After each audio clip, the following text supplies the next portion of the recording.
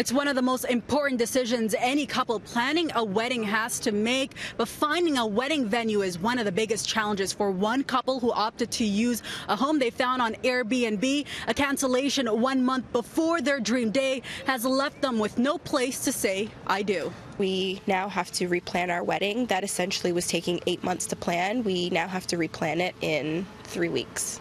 The couple based in Hamilton got engaged at the start of the year and hit the ground running, planning their dream day for August 25th.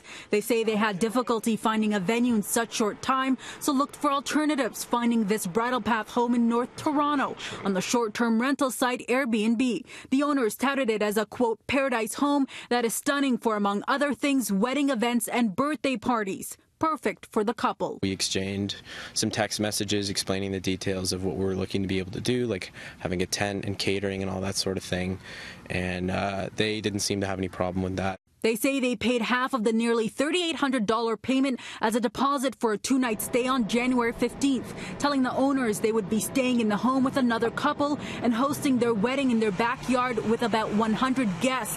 But 6 months after the agreement, they sent an alteration request to our account for almost $14,000 with no explanation. What was the reasoning for hiking up the price originally?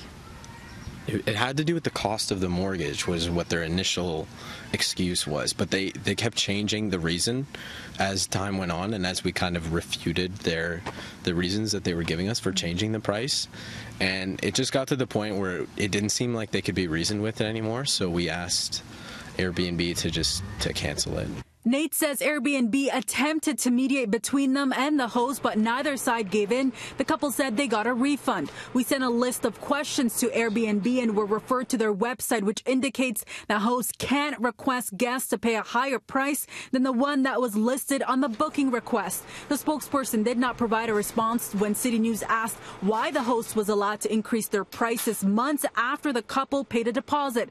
But part of a statement reads, "We're looking into this incident and have reached out to the guests to provide further support, in addition to a full refund." Hi, this is Faiza Amin with City News. We also called and texted 2 numbers the couple had been using to communicate with the host. Our calls and texts were not returned in time for broadcast. This Toronto lawyer says not all contracts have to be on paper to be valid, and oral contracts, though more difficult to prove, are equally valid. As a general rule, there is an offer and there's acceptance, there's exchange of some form of consideration, usually money, and at that point a contract exists.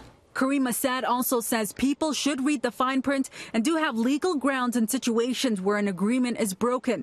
But for the couple, the goal now is trying to salvage their wedding. It's not like this is just a party.